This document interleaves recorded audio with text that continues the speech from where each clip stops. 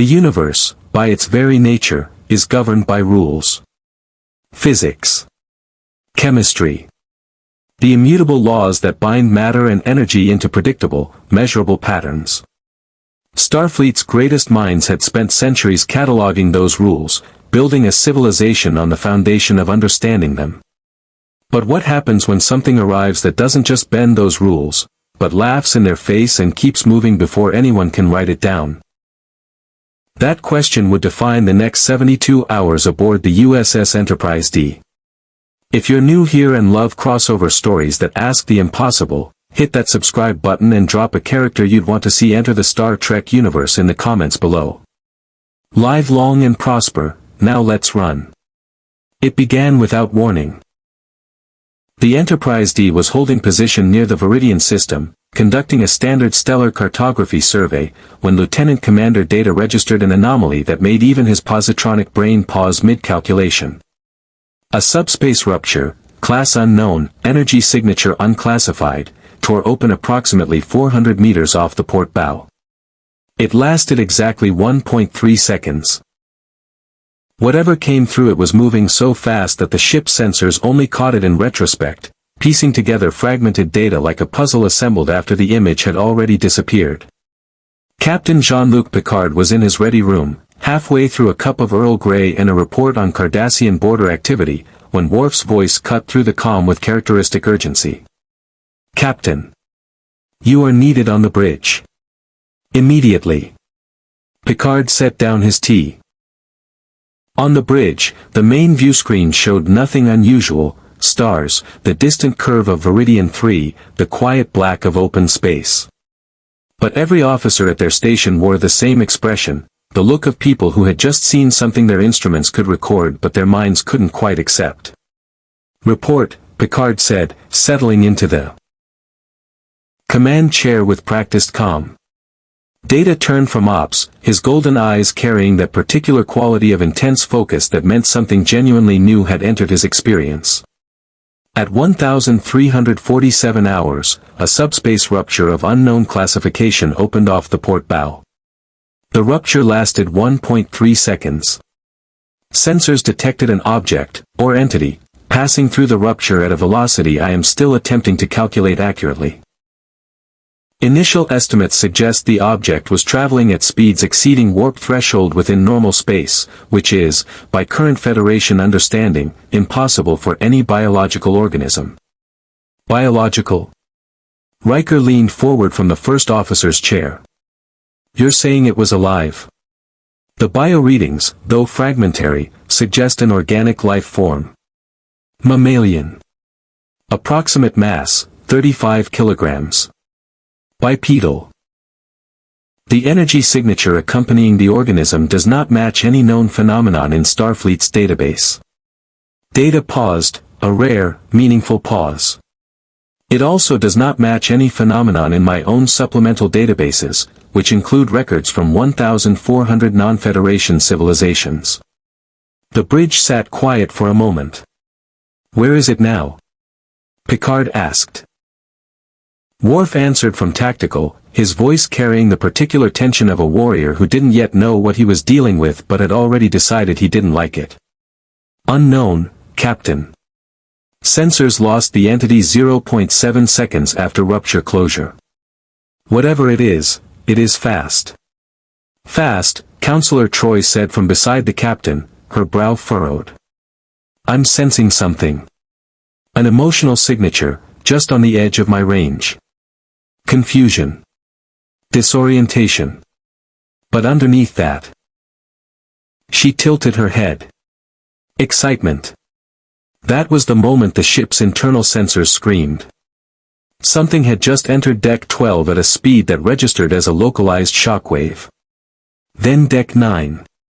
Then the corridor outside the turbolift on Deck 7, where a young ensign named Perez would later describe hearing a sound like a jet engine made of wind pass within inches of her ear before she was knocked flat by the air displacement. Then, somehow, impossibly, it was on the bridge, and it stopped. Standing in the center of the USS Enterprise DS bridge, between the con and op stations, was a Hedgehog. He was blue. Vividly, almost aggressively blue, with white gloves, red sneakers with yellow buckles, and green eyes that swept the room with a speed of assessment that matched his physical velocity. He stood roughly a meter tall, quills slightly raised, chest rising and falling with the casual ease of someone who had just taken a light jog rather than crossed dimensional barriers at impossible speed. He looked at Picard. He looked at Worf. He looked at Data with something approaching curiosity. Then he crossed his arms, cocked his head, and grinned. "Ha," he said. "Different." Worf had his phaser drawn before anyone else moved. "Identify yourself. Now." The Hedgehog glanced at the phaser with the calm disinterest of someone who had seen far more dangerous weapons on far worse mornings. "Name Sonic. Sonic the Hedgehog." The grin didn't waver. "And before you point that thing any closer, big guy, you should know I can be on the other side of this ship before you finish pulling the trigger." He wasn't boasting. Every sensor on the Enterprise confirmed it. Picard rose slowly from his chair, straightening his uniform jacket with the quiet authority of a man who had faced the Borg, negotiated with the Q continuum, and stared down Romulan warbirds without blinking. He stepped forward, hands clasped behind his back, and studied the creature before him with the careful attention of a diplomat meeting the unknown. "Mr. Sonic," he said, with perfect composure. "I am Captain Jean-Luc Picard of the USS Enterprise. You are aboard a Federation starship. A beat. Welcome, though I suspect neither of us planned for this introduction." Sonic's grin shifted into something slightly more genuine. "Yeah. That makes two of us, Captain." Picard had a gift for making the impossible feel manageable. It was perhaps his greatest command quality, the ability to look at something that defied every rational framework and respond not with fear or aggression, but with measured, deliberate curiosity.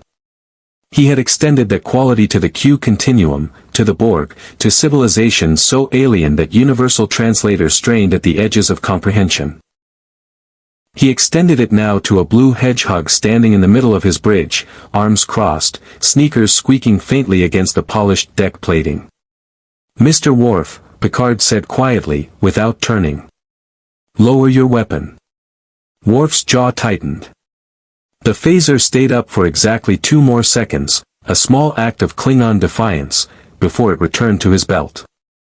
He did not, however, relax his posture. Worf had not survived this long by relaxing around unknowns.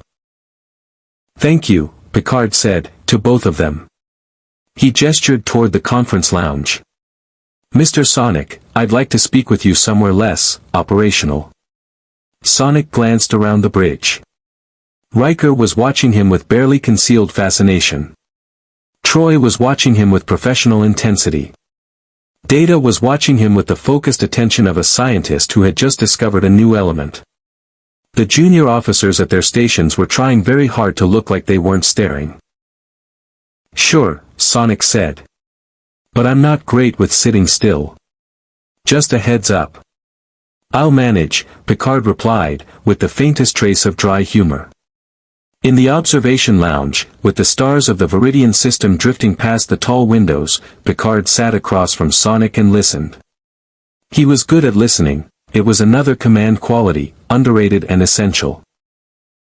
Sonic, for his part, was surprisingly coherent for someone who had just been flung across dimensional barriers by a catastrophic chaos control event. He explained quickly, efficiently, with the clipped narrative style of someone who processed the world. At speeds most beings couldn't match and had learned to compress his thoughts accordingly. Mobius. The Chaos Emeralds. Eggman, big guy, bad mustache, thinks he's a genius, definitely not, and a confrontation that had gone sideways when a cracked emerald interacted with something in the atmosphere that Sonic didn't have a name for. A flash of green-white light. Speed that even he couldn't control. And then the black between dimensions, which he described as, honestly pretty boring compared to the running, before the Enterprise's hull appeared in front of him and he'd passed through the ship's shields like they weren't there. Our shields, Riker said, from his seat beside Picard, are rated to stop most known energy weapons. Cool, Sonic said. I'm faster than most known energy weapons. Riker looked at Picard. Picard looked at Riker. Neither of them had an immediate response to that. Data, seated at the far end of the table with a PADD already filling with calculations, spoke without looking up. Mr. Sonic, the energy signature that accompanied your arrival does not correspond to any phenomenon in Starfleet's records. You referenced Chaos Emeralds as the source of your transportation. Could you describe the nature of this energy? Sonic leaned back in his chair. Or rather, perched on its edge, one leg bouncing at a frequency that made the table vibrate faintly. Chaos energy. It's kind of like the universe's own power. 7 emeralds, infinite energy potential. In my world, it's what makes the impossible possible. He paused, something flickering behind his eyes. One of them cracked during the fight. That's what sent me here. And I'm pretty sure the fragments scattered when I came through. Scattered, Data repeated, now looking up. Across how large an area? No idea. Could be this ship. Could be this star system. Sonic's expression tightened slightly, the first real sign of concern he'd shown since arriving. Could be further. Chaos energy. Doesn't follow normal rules when it's unstable. Naturally, Picard said, with the tone of a man adding another impossible variable to an already complicated equation. Worf, who had positioned himself beside the lounge door with the subtlety of a wall, spoke. Captain. Whatever this creature is, whatever energy it carries, it represents an unknown tactical variable. We cannot rule out that his arrival has already been detected. By whom? Riker asked. By anyone with long-range sensors and the intelligence to recognize an anomalous subspace rupture. Worf's gaze moved to Sonic with the evaluating quality of a warrior assessing a potential combatant. The Romulans maintain listening posts within range of the Viridian system. As do the Klingon. Sonic looked up at that. There are Klingon in this universe. There are Klingon everywhere, Worf said, with a gravity that somehow managed to be both a warning and a point of personal pride. Sonic almost smiled. Sounds like fun. Troy, who had been quietly observing, leaned forward. Sonic, how are you feeling? Truly. You've crossed dimensional barriers, you've lost access to part of your power, and you're in a universe you know nothing about. That's significant. Sonic met her eyes. For a moment, the grin faded, not into distress, but into something more honest. Something that acknowledged the weight of what had happened without letting it win. I've been in bad spots before, he said. I've been in spots where my world was about to end and I was the only one fast enough to stop it. I handle things by moving forward. Always forward. The grin came back, quieter this time. Standing still is what scares me. Not the situation. Troy nodded slowly. She believed him. More than that, she sensed that it was one of the most genuinely true things she had ever heard anyone say. Picard studied the hedgehog across the table with the careful attention he reserved for moments that felt historic. Then let's keep moving forward together, he said. Mr. Data, begin tracking those energy fragments. Mr. Sonic, for the moment, you are a guest aboard this ship. I ask only that you respect my crew and my vessel. Sonic stood, stretched, and cracked his knuckles. As long as nobody tries to put me in a cell, we're good, Captain. Picard held his gaze. No cells. You have my word. It was, both of them understood, the beginning of something neither the Federation nor Mobius had any framework for. Geordi LaForge had seen a lot of things through his visor and later his ocular implants that defied easy explanation. He had watched a warp core breach in slow motion from 30 meters away. He had seen the interior of a Dyson sphere. He had looked directly at a being of pure energy and lived to write the engineering report. He considered himself, professionally speaking, fairly difficult to astonish. Sonic the Hedgehog astonished him completely. It started when Picard, recognizing that a being of Sonic's velocity and temperament needed something to do before restlessness became a ship-wide problem, suggested a controlled demonstration in one of the Enterprise's larger cargo bays. Geordi had set up a full sensor array, 12 independent monitoring systems, 3 high-speed recording arrays borrowed from stellar cartography, and every mobile tricorder he could requisition without triggering a formal supply request. He wanted clean data. He wanted numbers he could trust.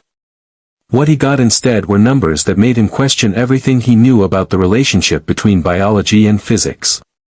Sonic stood at one end of Cargo Bay 2, hands in his invisible pockets, a habit, apparently, born from the fact that he moved so fast his arms were aerodynamic liabilities if left swinging freely.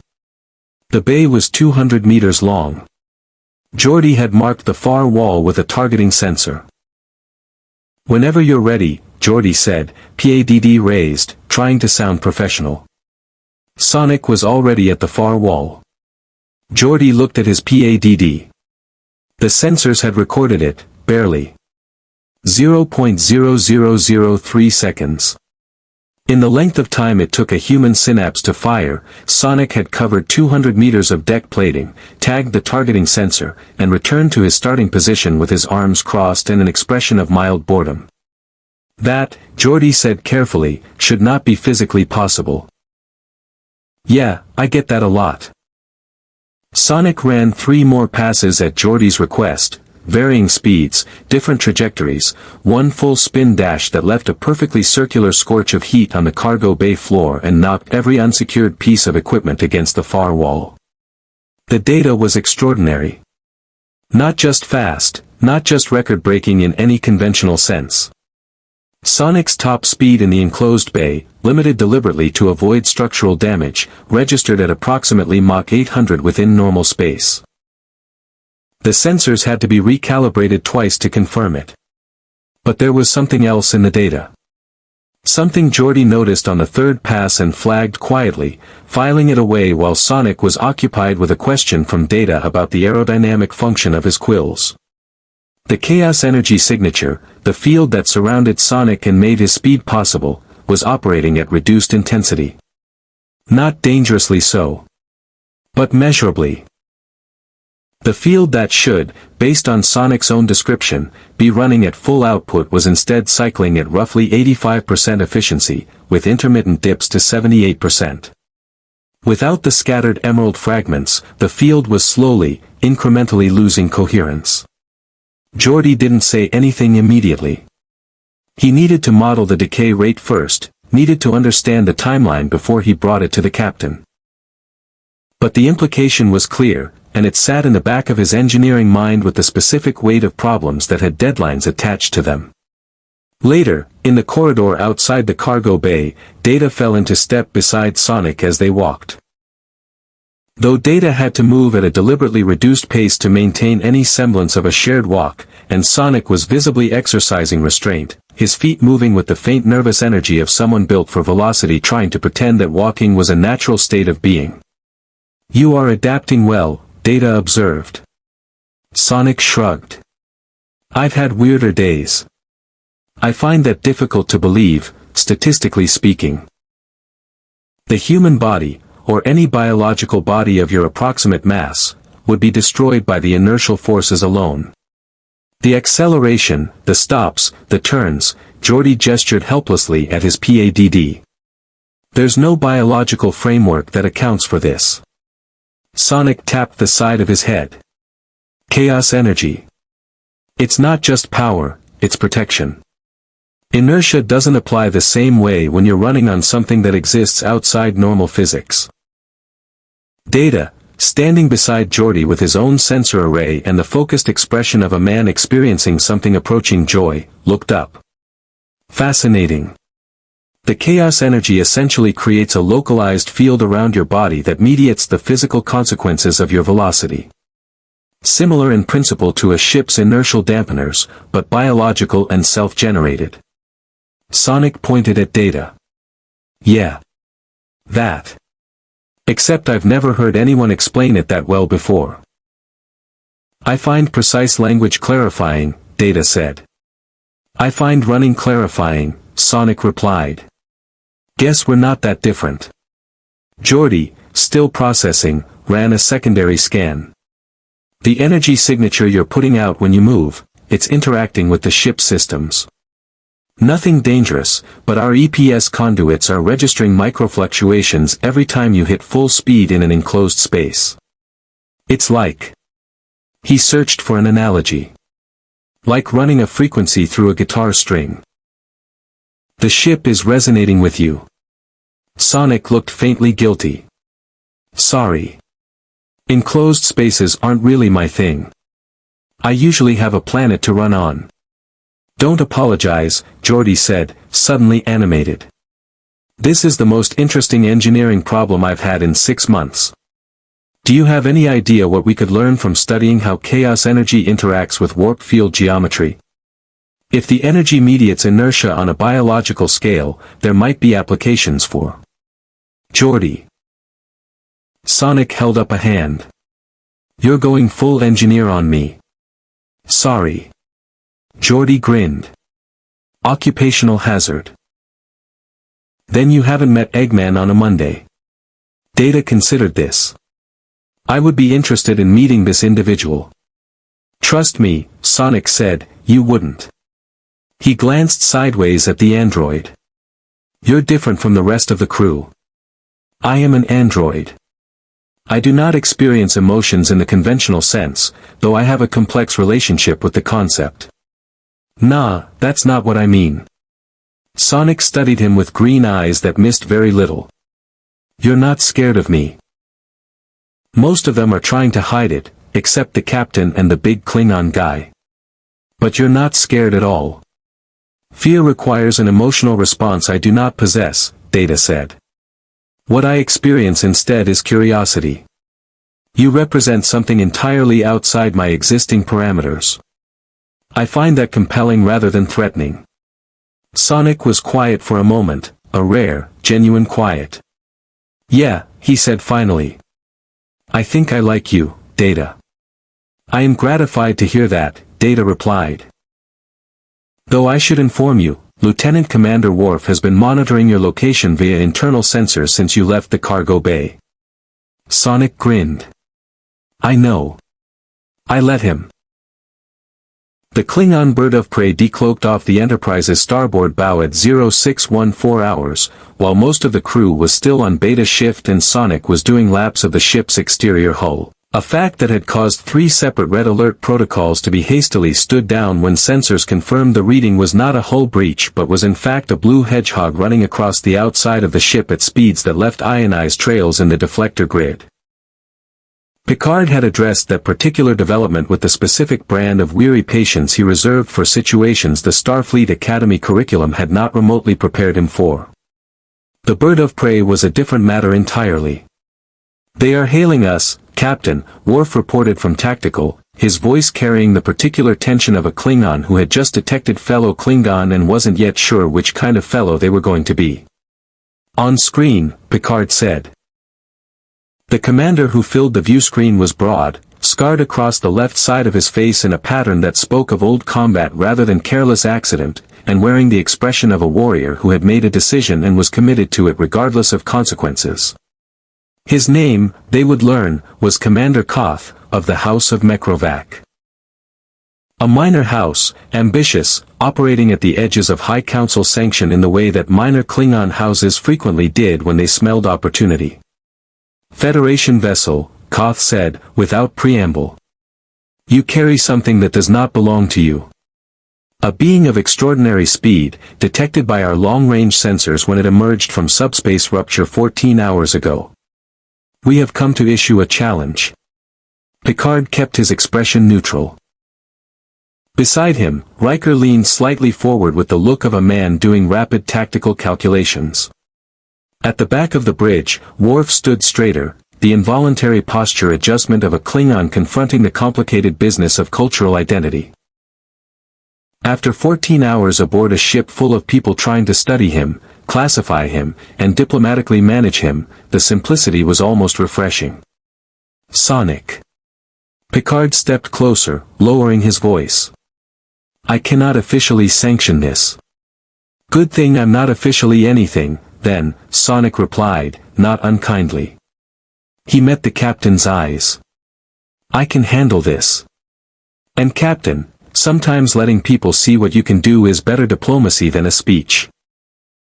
Picard held his gaze for a long moment. He thought of the Prime Directive. He thought of Federation protocols on interspecies conflict engagement. He thought of 17 different regulations that applied to this situation. Then he thought of the fact that Sonic was not a Federation citizen, was not bound by Starfleet regulations, and had just made a coherent strategic argument wrapped inside what sounded like recklessness. I won't stop you, he said finally. But I want a medical team on standby and a transporter lock maintained throughout. Sonic grinned. Now you're getting it.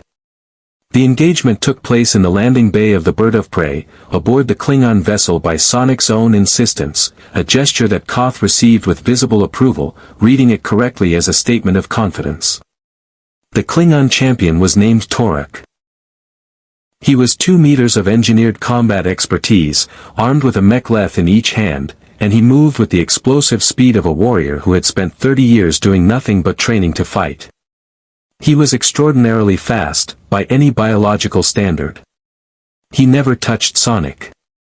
The engagement lasted 47 seconds. Sonic didn't fight so much as perform. A blur of motion that turned Torek's every strike into empty air, redirected momentum, used the curved interior walls of the landing bay as running surfaces, and disarmed the warrior twice with spin-dash passes that left shallow score marks on the deck plating. When it ended, Torek was on one knee, both mek'leth blades. Commander Koth, Picard said. The individual you're referring to is a guest aboard this vessel, under Federation protection. What exactly is the nature of this challenge? Koth's eyes gleamed. The being moves faster than anything our sensors have recorded. Faster than a vessel at warp. Faster than a disruptor bolt at close range. Among the Klingon people, such an individual represents one thing, a worthy opponent. We challenge this creature to honorable combat. Single engagement. Our finest warrior against his speed. He paused. If he wins, he keeps his freedom. If our warrior wins, the creature comes with us.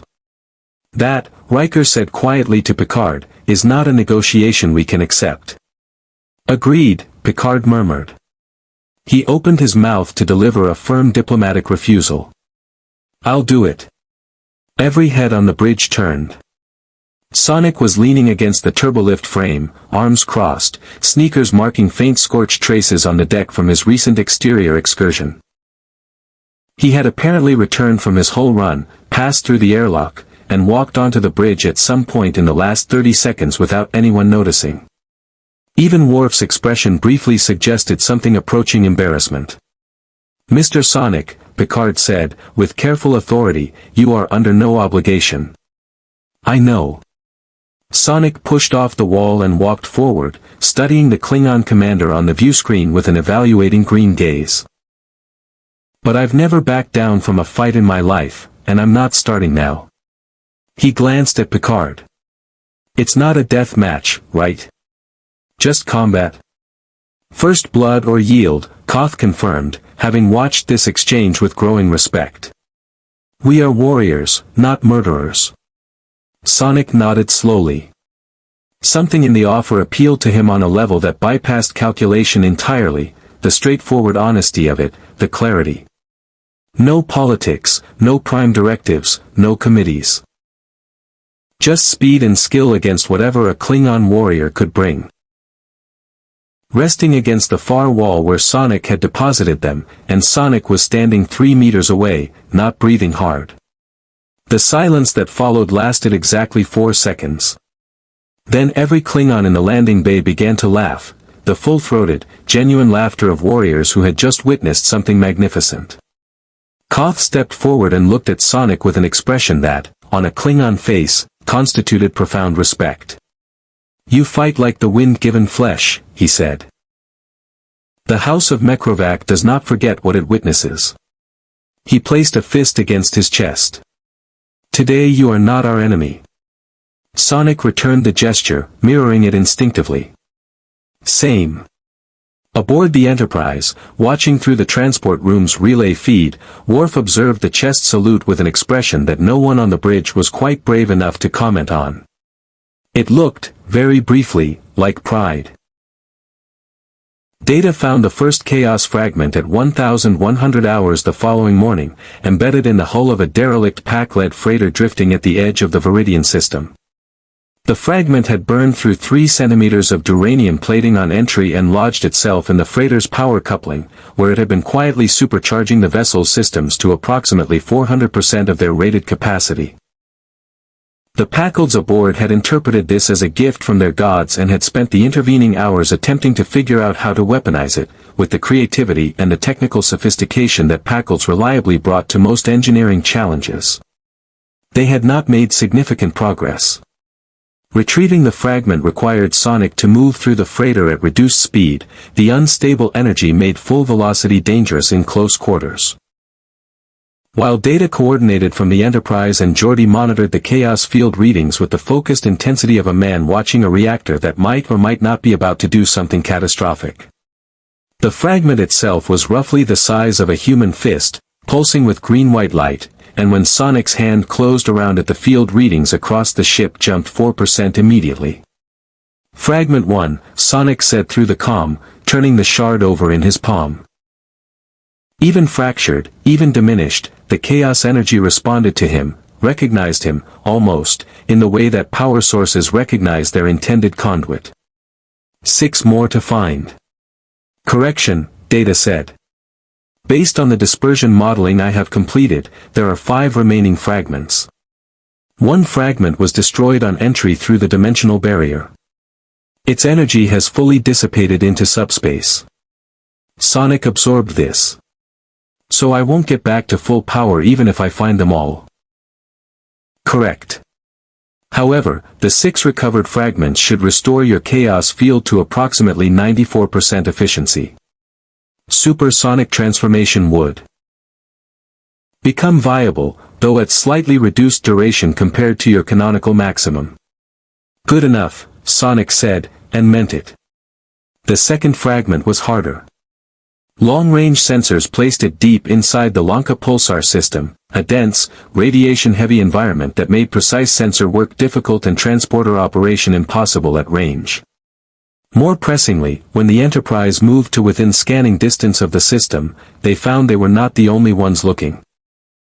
2 Romulan warbirds, running with their cloaks partially engaged, visible to the Enterprise's sensors at this range but projecting the standard Romulan posture of aggressive ambiguity, held position at the pulsar system's edge. The Tal shear had been efficient. The subspace rupture that delivered Sonic had been logged, analyzed, and dispatched up their intelligence chain within hours. What arrived in response was Commander Selak. A Tal shear operative of significant rank, which meant she was either very good at her job or very connected to people who were, and in Selak's case the answer was both. She hailed the Enterprise with the smooth, unhurried confidence of someone who already knew how the conversation was going to end.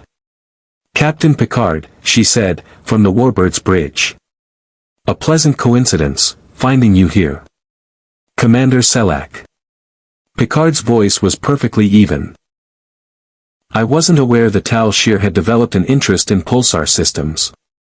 We develop interests in many things." Her eyes moved, briefly, to something off-center in her view screen. Troy noted, that she was referencing a secondary display. "Checking readings. Confirming something. We have detected an anomalous energy signature within the Lanka system. Extremely powerful. Completely unclassified. A pause calibrated for effect. We would hate for such a thing to fall into the wrong hands." "Meaning anyone's hands but yours," Riker said.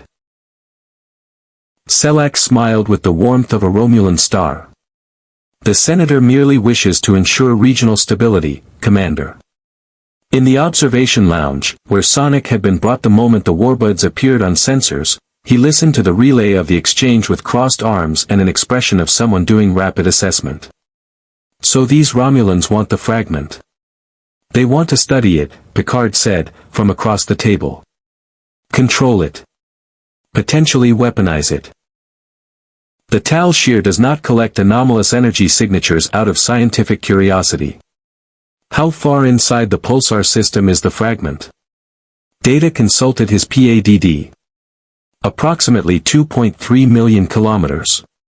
The radiation environment would disable most conventional propulsion and shielding within that range.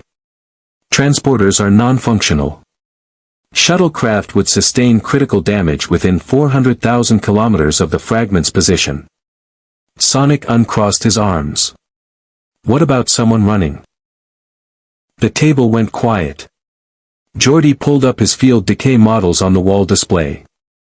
The chaos field around you mediates radiation exposure the same way it mediates inertia. Theoretically, and I want to stress theoretically, you could enter the pulsar system on foot, or rather at speed, and the field would provide enough protection to reach the fragment and return. The field would take damage. We'd see maybe a 3% additional decay. But it's survivable. He paused. Probably. Probably, Sonic repeated, with the tone of someone for whom probably had always been sufficient. There is a secondary complication, Data said. The moment you enter the pulsar system at speed, you will be visible to Romulan sensors as an energy spike. They will know immediately what you are doing. So they'll try to intercept. They will try, Worf said, from the doorway, with emphasis on the second word that carried the specific satisfaction of a warrior who had seen Sonic fight Torek 47 seconds ago. Picard looked at Sonic steadily. He was running the calculations, not tactical ones, but ethical ones. The Prime Directive didn't apply here. Sonic was not a pre-warp civilization. The question was whether sending a being under his protection into a radiation environment qualified as responsible command or desperate improvisation. Sonic made the decision before Picard finished making it. Tell the Romulans you're running a standard sensor sweep, he said, already moving toward the door. Give me 4 minutes. He was gone before anyone could formally object. The pulsar's radiation hit him like a wall, not painful, exactly, but present in a way that energy fields usually weren't.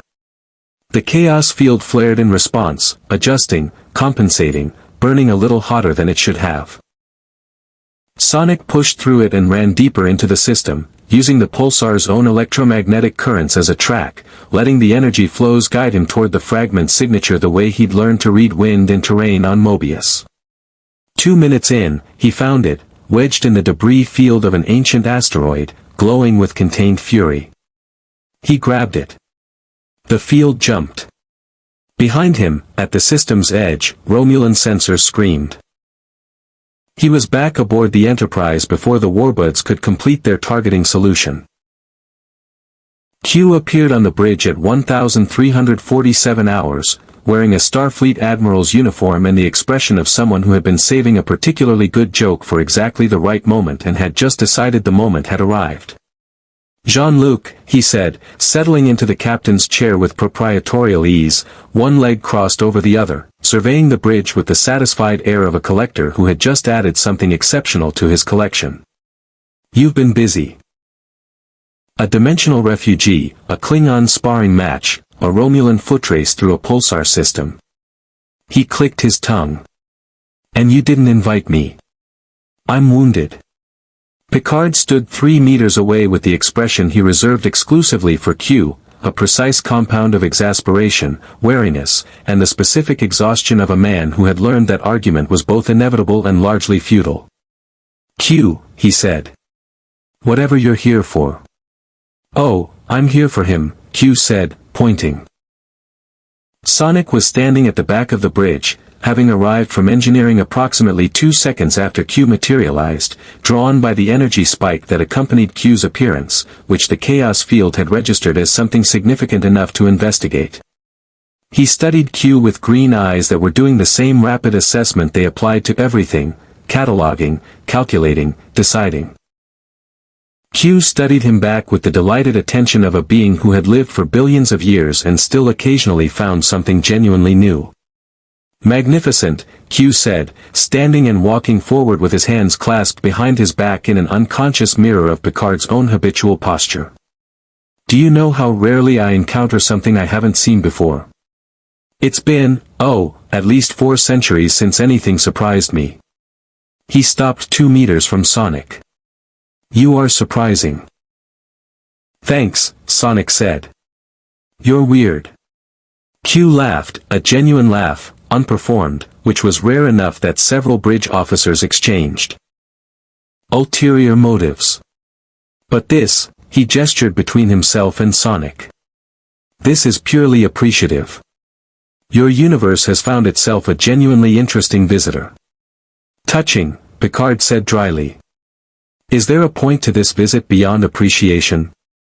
There is always a point, Q said, and now the theatrical quality returned, layering back over whatever genuine moment had briefly surfaced. He turned to Sonic. Here is your philosophical dilemma, speedster. Somewhere in this quadrant, there is a pre-warp civilization, charming little species, early industrial age, reminds me of humans circa 1890, that is about to be destroyed by a stellar event your Federation friends are not permitted to prevent. He let that land. The Prime Directive. Non-interference with developing civilizations. Starfleet's most sacred rule. He spread his hands. You, however, are not Starfleet. You could be there and back before anyone filed the paperwork. You could save every one of them. His eyes gleamed. The question is whether you should.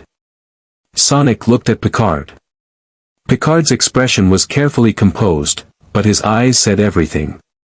The Prime Directive existed for reasons. Civilizations shaped by outside interference developed differently, often worse.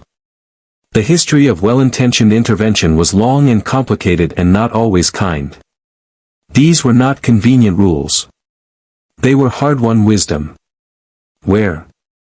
Sonic asked Q. Sonic, Picard said quietly. I'm not asking so I can go, Sonic said, still looking at Q. I'm asking because I want to know if this is a real situation or a test. Q smiled slowly.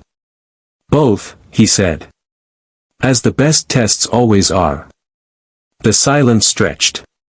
Sonic turned the question over at the speed he turned everything over, which meant in fractions of a second, but with full weight applied. He thought about the civilizations he'd seen on Mobius destroyed by Eggman's interference. He thought about what it meant to impose your will on someone else's story, even. Glances. I like him, Jean-Luc. I like him enormously.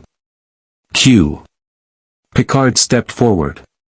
I want your word that you are not here to endanger this crew or this ship. My word, Q said, with theatrical offense. As if my word requires qualification. He waved a hand. Fine. No endangering the ship. No endangering the crew. I'm merely here to observe, and perhaps to pose a small philosophical question to our remarkable blue guest. He turned back to Sonic. Tell me, fastest thing alive. What do you run toward? Sonic's expression shifted. Not defensively, but thoughtfully, the look of someone who recognized that a question had weight behind it. What? You run, Q said, beginning to circle him slowly, hands still clasped, tone dropping from theatrical to something more genuinely curious. Constantly. Compulsively. Faster than physics should allow. But speed without direction is just chaos, no pun intended, though I rarely miss an opportunity. So what are you running toward? Freedom. Purpose. The next crisis. He stopped in front of Sonic. Or are you running away from something you're afraid to face at a standstill? The bridge was very quiet. Sonic held Q's gaze. He didn't flinch, didn't deflect with a quip the way he might have with anyone else, because whatever Q was, the question was real, and Sonic had enough integrity to treat real questions seriously.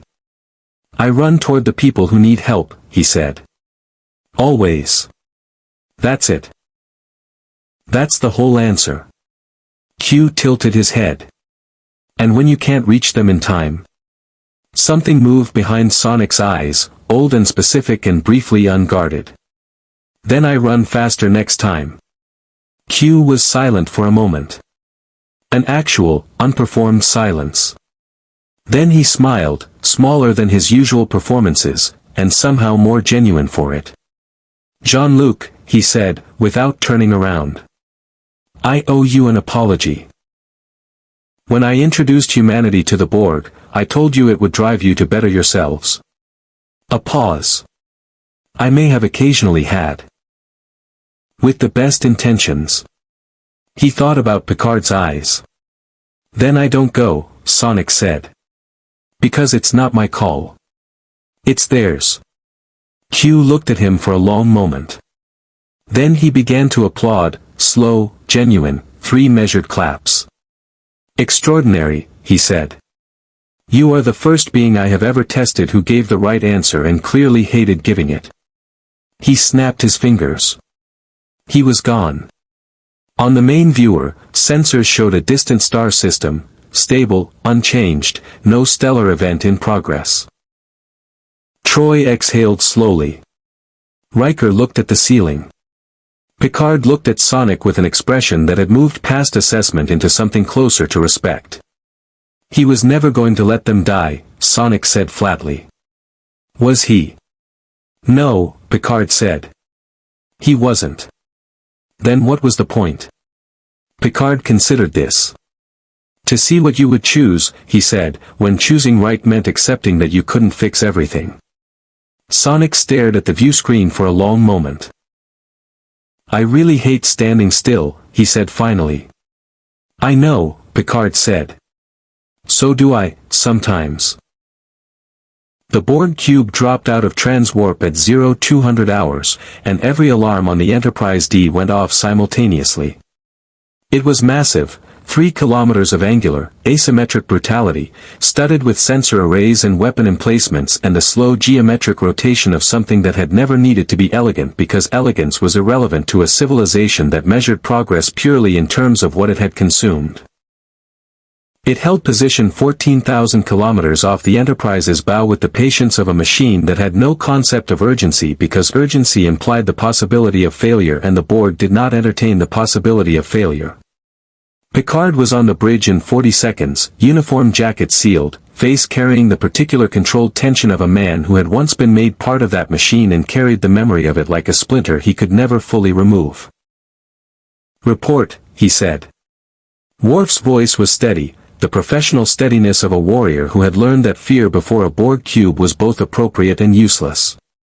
Borg cube, designation unknown, dropped from transwarp bearing 227 Mark 14. They have not opened fire. They are hailing. Audio only, Picard said. The voice that filled the bridge was the voice of nightmares rendered in harmonic layers, thousands of individual voices compressed into a single terrible unity. We are the Borg. We have detected a biological organism aboard this vessel exhibiting unique locomotive distinctiveness and an unclassified energy field of significant technological interest. This distinctiveness will be added to our own. Resistance is futile. Prepare to be assimilated. The bridge absorbed this in silence. Then Sonic, who had been leaning against the tactical console eating something he'd replicated that the replicator had struggled to classify, said, They're talking about me, aren't they? Yes, Data said. Sonic set down the food. Okay. He looked at the view screen, at the vast. Geordi watched the cube's power readings with wide eyes. He's not just running through it. He's systematically taking it apart. The chaos field, Data said, reviewing his sensor readings. Every time Sonic passes through a power conduit at full speed, the field interaction disrupts the Borg's energy harmonics. It is the equivalent of introducing a frequency that their systems cannot filter. They are attempting to adapt, he paused. They cannot adapt fast enough. The cube fired twice at the Enterprise, reduced power, systems compromised, shots that Worf's shields absorbed without critical damage. Then it stopped firing entirely, its weapons grid dark. In the cube's central nexus, Sonic skidded to a stop for the first time since entering, standing in a circular chamber where the hive's processing architecture converged in towers of biological and technological integration. Drones surrounded him, dozens, closing slowly, tubules extended. The collective's voice resonated in the chamber's structure itself, vibrating through the metal. Your speed is noted. Adaptation in progress. Resistance. Sonic spin dashed through every power tower in the Nexus simultaneously, moving in a circular pattern so fast he was effectively in all places at once, and the chamber went dark. Worf's comm came through immediately.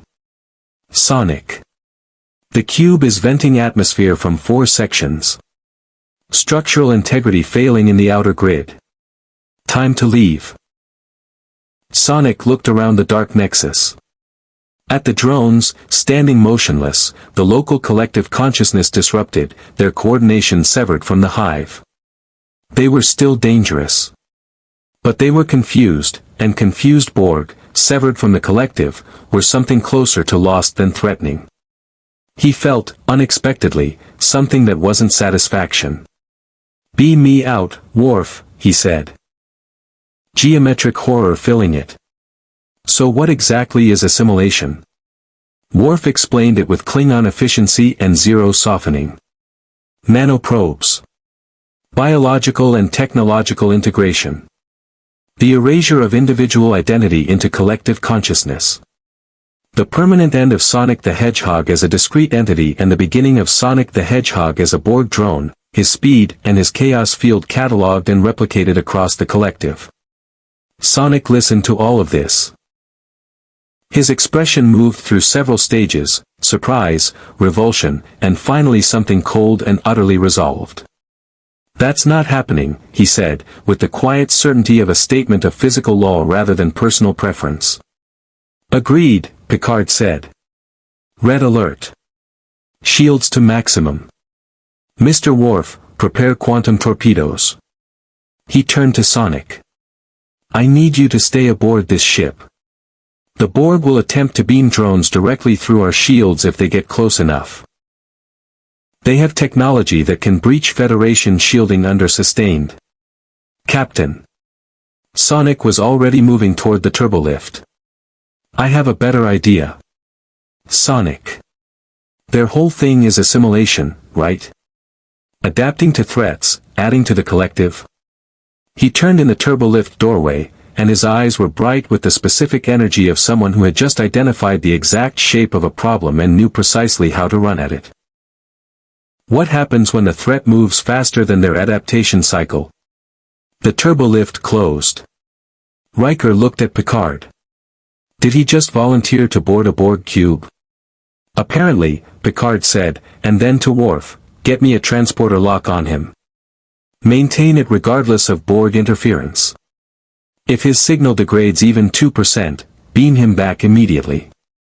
Understood, Worf said, and added, very quietly, he is either the bravest being I have ever encountered or the most reckless. In my experience, Picard said, settling into the command chair, with individuals of his particular type, those are frequently the same thing. Sonic hit the Borg cube running. He came through their hull at a point Geordi had identified as a structural weak spot in the outer plating, using a modified spin dash that burned through 4 inches of Borg composite material and deposited him inside the cube in a shower of sparks and severed conduits. The interior was vast, dark, and dense with the smell of ozone and biological matter. A labyrinth of catwalks and alcoves and regeneration chambers that stretched in every direction with the organic complexity of a hive. Drones moved through it with the synchronized purposefulness of a single organism operating 10,000 limbs. They turned toward him immediately. Sonic ran. Not away, through. He moved at velocities that the Borg's internal sensor network couldn't track in real time, appearing in one corridor and vanishing before the drones there could raise their assimilation tubules, reappearing in another section, then another, then the conduit level, then the central plexus approaches, always moving, never stopping, leaving a trail of disrupted systems and confused drones in his wake. The Borg adapted to threats by analyzing them. Building countermeasures, redistributing shielding, updating the collective's tactical database. But adaptation required data. Data required observation. Observation required that the threat remain in one place long enough to be measured. Sonic did not remain anywhere long enough to be measured. He found the power distribution nodes, massive junctions where the cube's energy systems converged. And hit them with spin dashes, one after another, moving faster than the Borg could redirect power to reinforce them. The cube's weapon systems flickered. Its transwarp drive went offline. 3 regeneration bays lost power simultaneously, waking 300 drones from their cycles in states of disorientation that cascaded through the local collective consciousness like static. On the Enterprise bridge, the Borg cube didn't explode. It drifted. That distinction mattered to Picard in ways that went beyond tactical assessment. A destroyed cube meant dead drones, thousands of beings who had once been individuals, people with names and families and histories, reduced by assimilation to components and then destroyed as collateral. A drifting cube meant something more complicated and more hopeful. A disabled vessel, its collective connection severed in the affected sections, its drones cycling through the disoriented state that Starfleet researchers had documented in a handful of rare cases as the first fragile stage of something that might, under the right conditions, become recovery. He filed a priority subspace message to Starfleet Command and another to the Borg Research Division at Starfleet Medical before turning his full attention to the Hedgehog currently sitting on the floor of Transporter Room 2 with his back against the wall and his knees drawn up, staring at nothing in particular. Picard dismissed the transporter chief with a look and sat down on the transporter pad steps.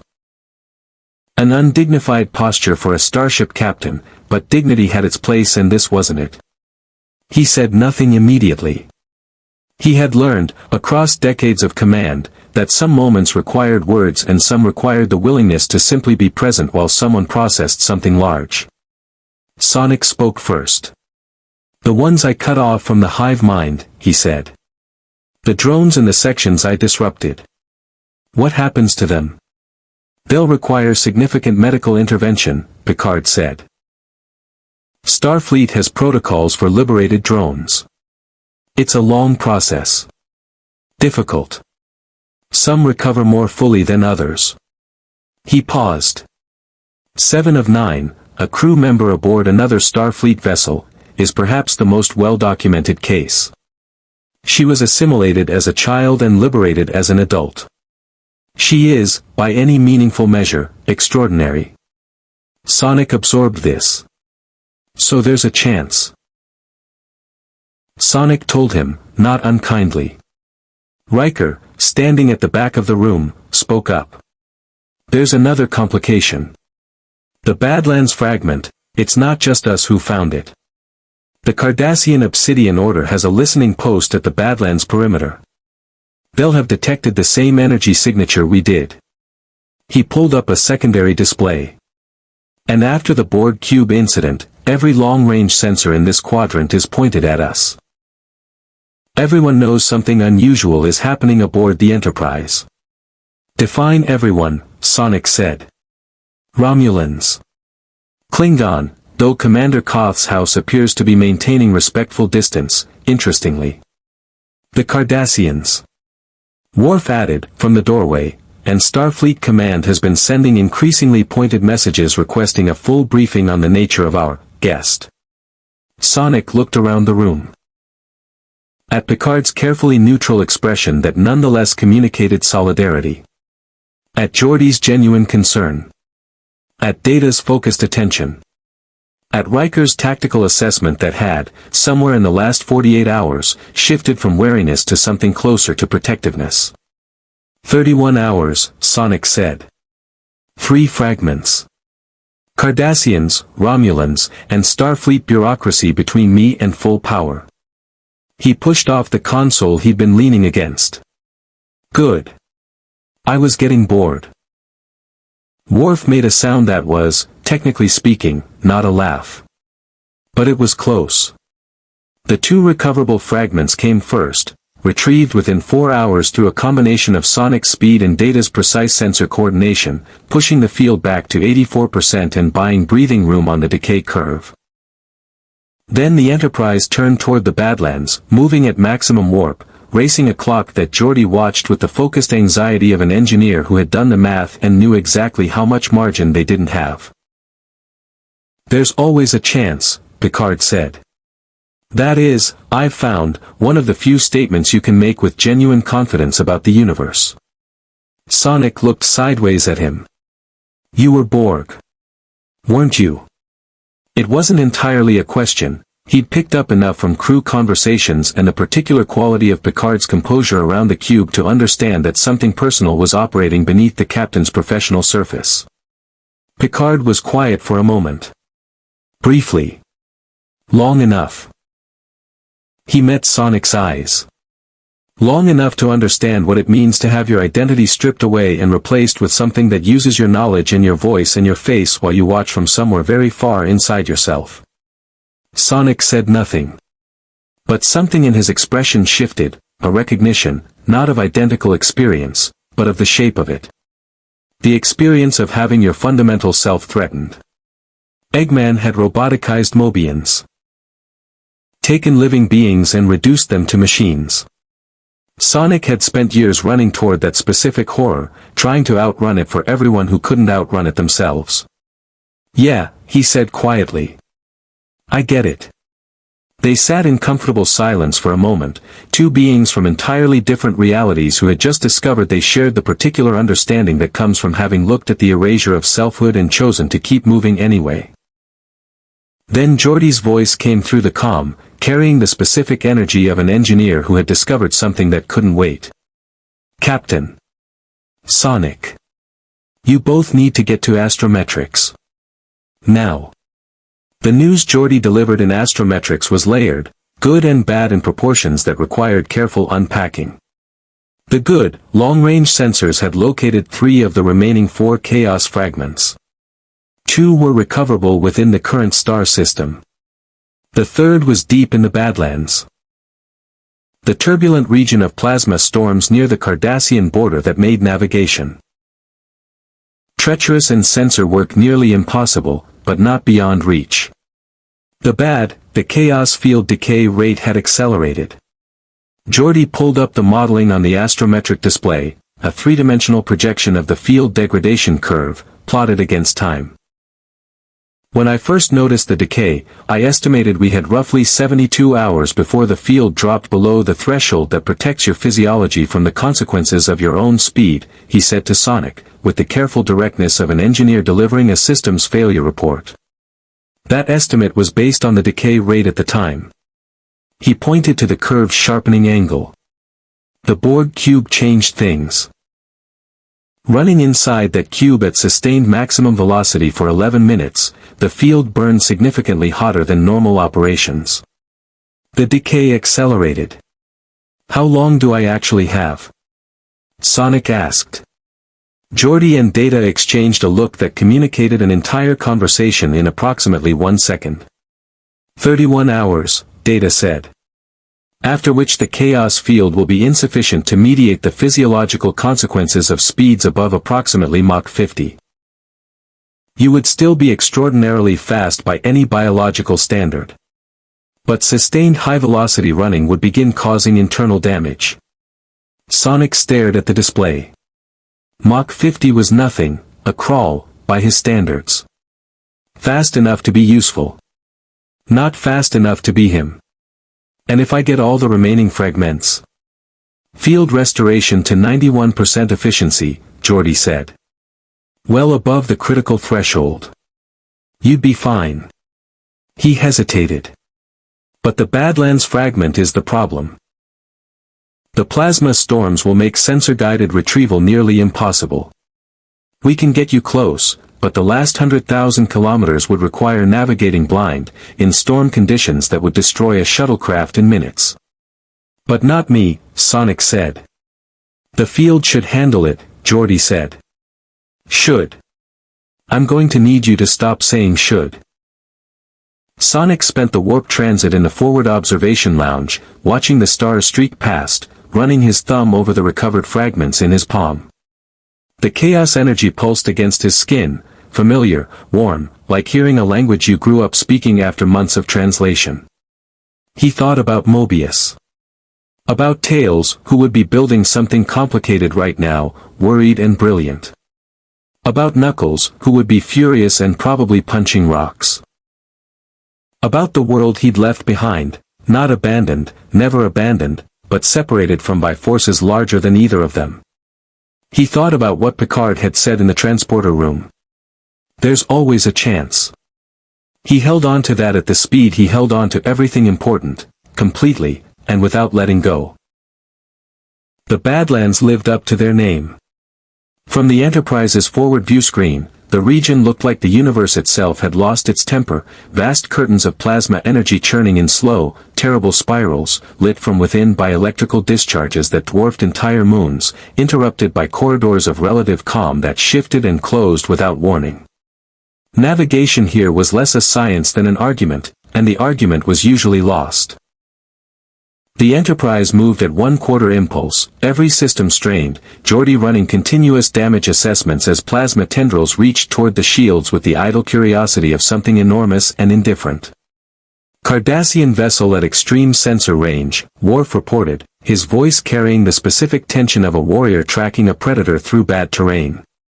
Obsidian order configuration. They are running without transponder. Of course they are, Riker said. They've located the fragment? Picard asked. Negative. The plasma interference is degrading their sensors as severely as ours. But they know the general coordinates. Worf's hands moved across the tactical console. They are moving toward the fragment's position on an intercept vector. Estimated time to fragment location, 40 minutes. Picard turned to data. Our estimate? At current safe navigation speed, 53 minutes. The plasma density increases significantly in the final approach corridor. Safe navigation speed will need to be further reduced. Data looked up. We will not reach the fragment before the Cardassian vessel at any speed the Enterprise can safely maintain in these conditions. The bridge absorbed this in the specific silence of a crew that had identified a problem and was waiting for the solution to surface. Sonic was standing at the front of the bridge beside the con station, studying the view screen with the evaluating focus he brought to every obstacle, not looking at what was there, but looking for the line through it. Threading them with the precision of someone for whom precision was not a skill but a language. The fragment called to him through the storm, chaos energy recognizing chaos energy, a pull that was less sensor data and more something older and more fundamental. He followed it through a canyon of plasma columns that discharged overhead in sheets of blue-white lightning, through a debris field of ancient asteroid fragments suspended in the storm's gravitational interplay, through a final corridor where the plasma thinned enough to see the fragment, burning green and furious, lodged in the heart of a crystalline formation that the storm's energy had grown over months into something almost beautiful. He hit 78% on the field. Geordi's voice in his earpiece, Sonic. 78. 13 minutes elapsed. 5 minutes of margin remaining. He was at the fragment. He reached for it, and the storm lurched. A plasma discharge of extraordinary magnitude erupted from a column 40 kilometers to his left, a cascading event that sent shockwaves through the entire local storm system. The crystalline formation around the fragment shattered, the fragment was thrown free, tumbling in the energy current, and Sonic was moving before it had traveled 3 meters, chasing it through the plasma surge, field flaring to compensate, reading dropping to 74% in the spike. Geordi's voice, 74. Sonic. He caught it. The moment his hand closed around the final fragment, all 6 pieces of the shattered Chaos Emerald reacted simultaneously. A chain reaction of recognition and resonance that built in the space of a single heartbeat, from a glow to a roar to something that split the plasma storm around him in a perfect sphere of green-white light. The chaos field didn't just stabilize. It surged. It rebuilt. It reached the 91% threshold Geordi had calculated and kept climbing, past 95%, past 98%, as the fragments in his hands began to fuse back together, drawn into coherence by the plasma storms moved in patterns. Chaotic patterns, but patterns nonetheless, the way all things moved in patterns if you were fast enough to read them. He had learned to read terrain at speeds where terrain became abstract, where the world reduced itself to force vectors and surface tolerances and the narrow gap between things that would stop you and things that wouldn't. He saw the line. "Get me to the edge of the navigable zone," he said. Picard looked at him steadily. "The plasma beyond that point will disable any craft within minutes. The chaos field is at 84% and holding," Sonic said. "Geordi's numbers give me a window. The field can handle plasma exposure at this intensity for approximately 18 minutes before taking critical damage." He turned from the view screen. "The fragment is 11 minutes at my speed. 6 minutes to get there, grab it, get back. 12 minutes total. Margin of 6 minutes. Your speed calculations assume unobstructed running," Data said. "The plasma storm interior is not unobstructed. Debris fields, energy discharge corridors, gravitational eddies from collapsed plasma columns, each will require navigation adjustments that reduce your effective velocity." "By how much?"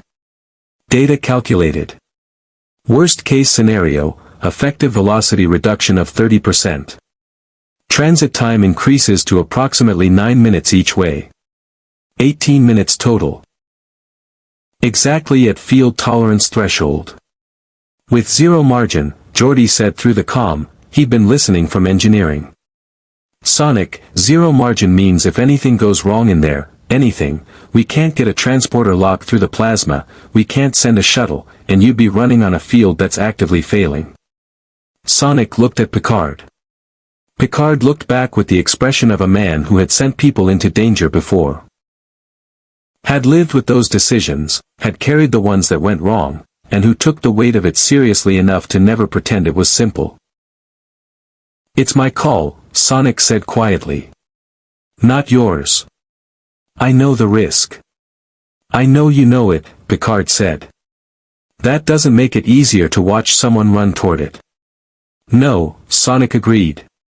"But that's what I do." A beat. Then Picard nodded, not permission, because it wasn't his to give, but acknowledgement.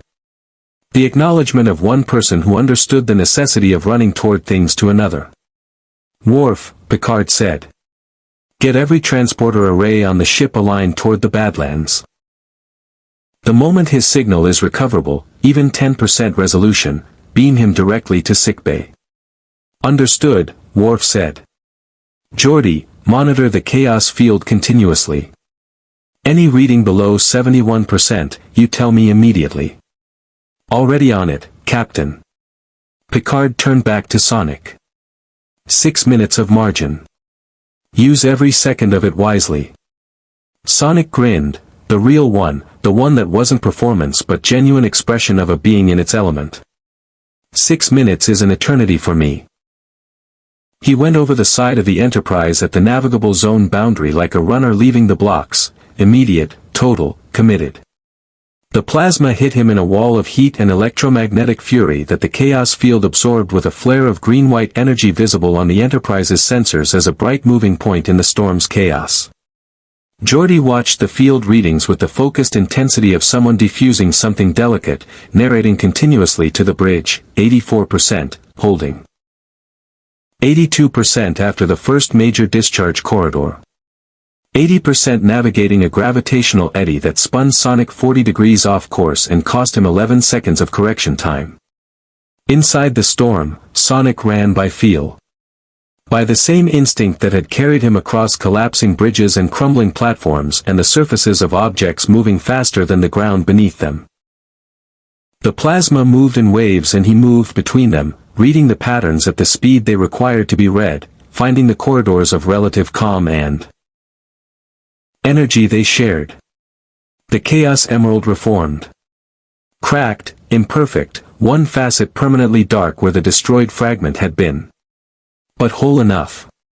Whole enough for what came next. Sonic stood in the eye of the plasma storm with a reformed Chaos Emerald in his hands and power flooding back through him like sound after silence, and felt the transformation potential rise for the first time since arriving in this universe, supersonic, waiting just beneath the surface, available, ready. He didn't use it. Not yet. He turned and ran for the Enterprise, carrying the emerald and 6 minutes of margin compressed into 4, and the chaos field burned at 96% and the plasma storm tried and failed to touch him. When he cleared the navigable zone boundary and Worf's transporter caught him, the Cardassian Obsidian Order vessel was already turning away. Their sensors having recorded the energy surge from the emerald's reformation and drawn the correct conclusion that whatever window they'd had was permanently closed. In the transporter room, Sonic opened his hand and looked at the reformed emerald, imperfect and luminous, and thought about margins and what you do with them when you're lucky enough to have them. The dimensional rift opened at 0047 hours, and nobody had asked for it. It appeared off the Enterprise's port bow, not the violent tear that had deposited Sonic 3 days ago, but something more deliberate, more structured, as though the universe had observed what uncontrolled chaos energy looked like when it punched through dimensional barriers and had decided to provide a more dignified alternative. It was circular, stable, edged in the green-white luminescence that every crew member now associated instinctively with chaos energy, and through it, faintly, at the extreme edge of sensor resolution, Data could detect the quantum signature of a reality that was not this one. Mobius. The crew gathered on the bridge with the quiet collective awareness of people who understood that something was ending. Geordi stood at the engineering station running continuous readings on the rift stability. Worf stood at tactical with his hands at his sides rather than on his console, a small but significant adjustment that meant he had assessed the situation and found nothing to defend against. Riker stood beside the command chair. Troy sat in her seat with the expression of someone feeling something large and bittersweet moving through the room's emotional landscape. Data stood at Ops, cataloging everything, because Data always cataloged everything, and because some part of him, the part that had spent 3 days experiencing something he could only describe as genuine fascination, wanted a complete record. Sonic stood at the viewscreen, arms crossed, looking at the rift. It was the first time since arriving that he'd stood completely still for more than 30 seconds without it seeming like an act of will. The stillness now was different. Not restlessness suppressed but something genuinely settled, the particular quiet of a being at the edge of a decision that had already been made. Picard came to stand beside him. They looked at the rift together in silence for a Klingon who had spent 3 days pretending not to be impressed and had failed consistently. Worf drew himself up to his full height and placed his fist against his chest in the Klingon salute he had given no one outside his own people in years. Sonic returned it. Perfect form. He'd been practicing since the bird of prey. Worf said nothing. But his eyes said everything that Klingon honor required. Picard walked with Sonic to the observation lounge. The same room where they'd first sat across from each other with the Viridian stars drifting past and a wisecracking hedgehog who moved faster than physics making a first impression that the captain's ready room report would struggle to adequately describe. They stood at the window together, the rift visible in the distance, patient and luminous. You could stay, Picard said. Not as an offer of rescue or a diplomatic maneuver, but as a genuine statement of fact. This universe has room for someone like you. This universe has enough heroes, Sonic said. Mine doesn't always. He looked at the rift, at the faint quantum shimmer of home on the other side of it. And Tails really is going to be losing his mind. Picard nodded slowly. Then go. And Sonic, he paused, choosing words with the care he brought to log entries that mattered. Whatever universe you're in, the speed is extraordinary. But it's the choices you make while you're running that define you. You made good ones here. Sonic looked at him, really looked, the way he rarely stopped moving long enough to do. You too, Captain, he said. You too. He was gone before Picard finished turning back toward the door. On the bridge, every sensor recorded the moment Sonic hit the rift at full velocity. 96% chaos field blazing, the reformed emerald pulsing in his hand, a streak of blue and green-white that crossed the distance between the Enterprise and the rift in approximately 0.0001 seconds and passed through the dimensional barrier with a flash that lit up. Moment, the captain and the traveler, two people who understood velocity in different ways and had found, across 72 improbable hours, an unexpected common language. It's stable, Sonic said. Chaos energy is holding it open. Won't last forever, maybe 2 hours. But it's clean. He turned the reformed emerald over in his palm. I could go now. Tails is probably losing his mind.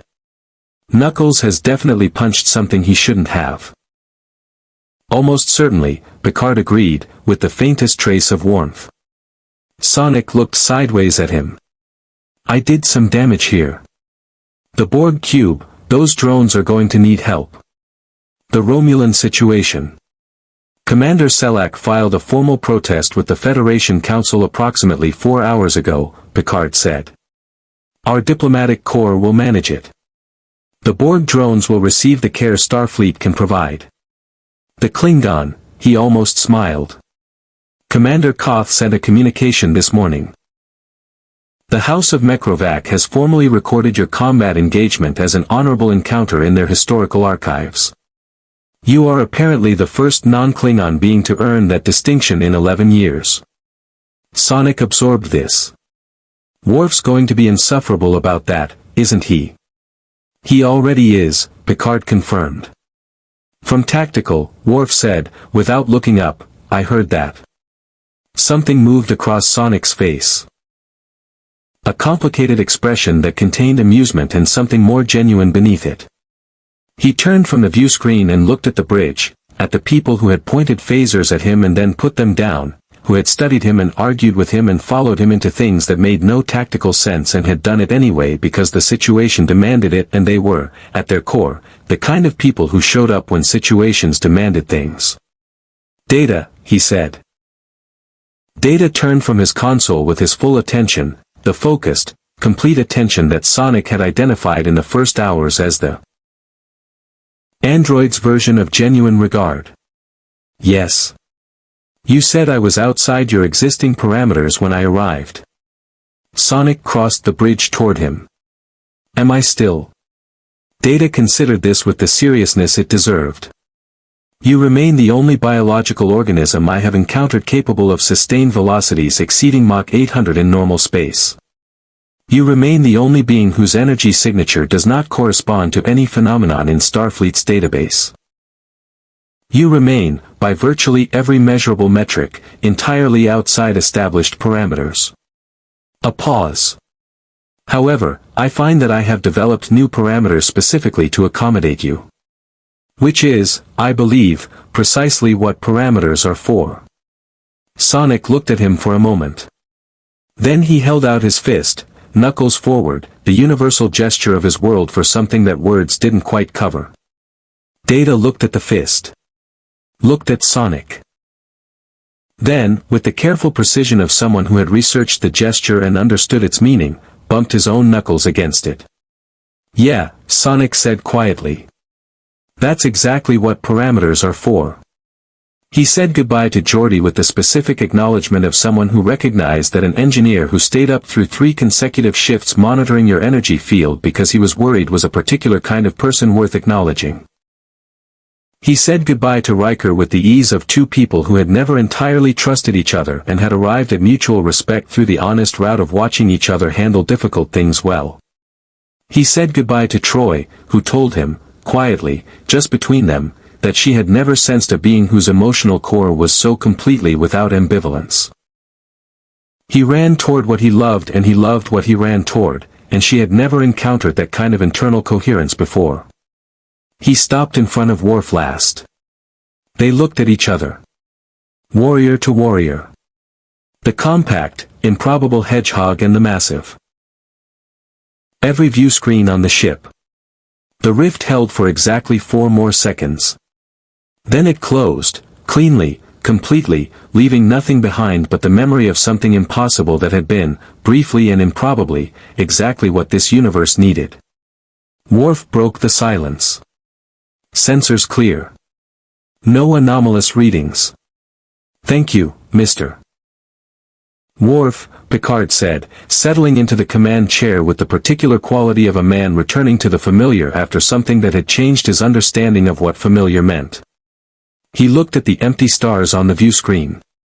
Mr. Data, your report on the chaos energy phenomenon. I'd like it on my desk by 0800. Of course, Captain.